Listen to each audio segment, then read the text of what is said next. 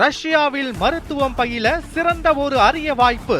வெளிநாடுகளில் மருத்துவம் பயில சிறந்த முறையில் உதவுகிறது ஏஜே ட்ரஸ்ட் கல்வி குழுமம்.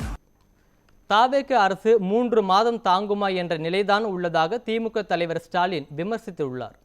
விசிகவிலிருந்து விலகிய முன்னாள் எம்எல்ஏ பனையூர் பாபு தனது ஆதரவாளர்களுடன் அண்ணா அறிவாலயத்தில் திமுக தலைவர் ஸ்டாலின் முன்னிலையில் திமுகவில் இணைத்துக் கொண்டார்.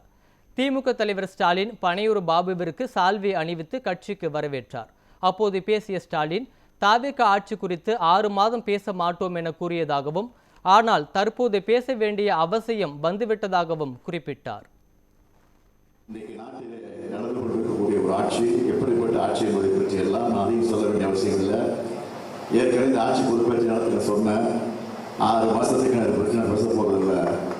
ஆனால் 6 மாதத்துக்கு முன்னாடியே பேச வேண்டிய ஒரு சூழலை வந்து விடுமோ என்ற அச்சம் தான் இன்றைக்கு இருந்து கொண்டிருக்கிறது, வந்து விட்டது. அதை பலர் பேசிக் கொண்டிருக்கிறார்கள். இந்த விமர்சனங்களால் வந்து கொண்டிருக்கிறது. 6 மாதம் இல்லை, 5 மாதம் இல்லை, 4 மாதம் இல்லை, 3 மாதமாக தாங்குமா என்ற ஒரு கேள்வி